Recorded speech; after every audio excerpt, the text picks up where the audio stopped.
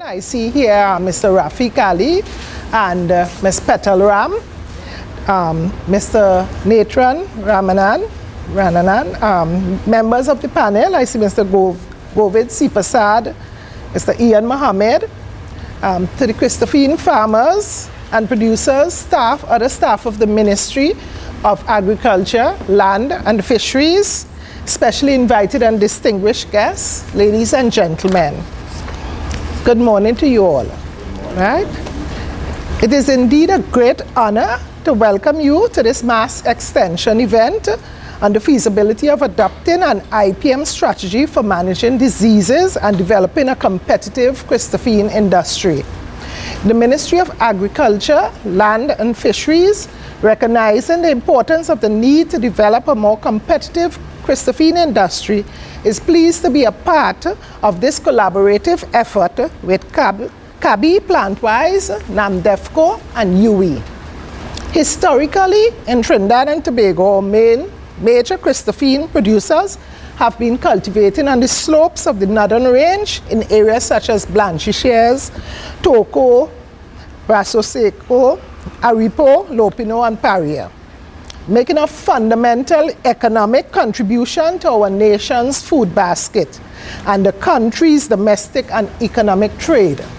Christophene production in these areas also contributes to the ecotourism by its aesthetic appearance in an idyllic setting, providing a visual relief to the stress of urban dwellers as they traverse these eco-friendly areas.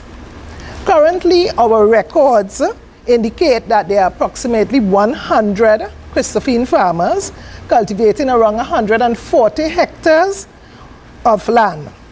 These farmers, which are you all, hire employees to work alongside your farm families.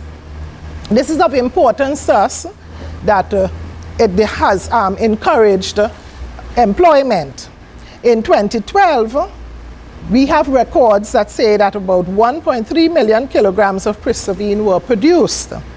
And this fell sharply to about 230,000 kilograms in 2013, but increased again slightly in 2014. And this was attributed to the incident of the glummy stem blight disease. The internationally accepted annual average production level we have at about 42.6 tons per hectare. If our estimate of the area under cultivation is correct, the industry has great potential for improving its contribution to the national economy. Right? 140 hectares would therefore be able to produce approximately, if fully cultivated, approximately 6 million kilograms of Christophene, well worth over 100 million TT dollars annually. However, some change in the system of cultivation is required. Right? There are some concerns with our Christophene cultivation on the hillside, in that it weakens the slope stability, making it highly susceptible to erosion. The present cultural practices, combined with the type of trellising used, provide ideal conditions for the development and spread of fungal diseases. The ministry, at this point, we like to remind persons that the ministry provides a support to producers, and some of this can be used to offset the financial burden that may occur in trying to improve the production system. Right? There are offers of incentives for soil conservation, things like trellising, and also for integrated pest management.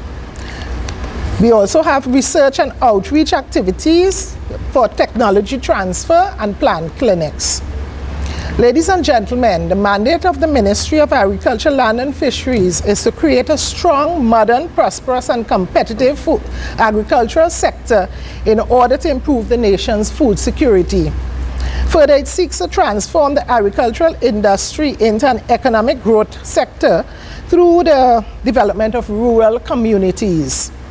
It also seeks to promote agricultural entrepreneurship, particularly among rural youth and contributes to producers achieving profitable livelihoods by providing improved technical assistance through the extension services.